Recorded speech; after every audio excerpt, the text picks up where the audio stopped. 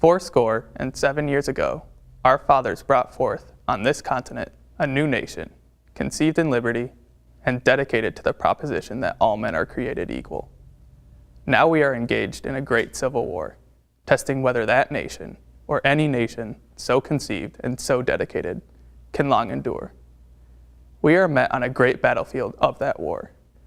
We have come to dedicate a portion of that field as a final resting place for those who here gave their lives that that nation might live. It is altogether fitting and proper that we should do this. But in a larger sense, we cannot dedicate, we cannot consecrate, we cannot hallow this ground. The brave men, living and dead, who struggled here have consecrated it, far above our poor power to add or detract.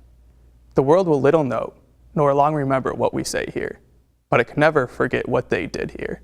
It is for us the living, rather, to be dedicated here to the unfinished work which they who fought here have thus far so nobly advanced.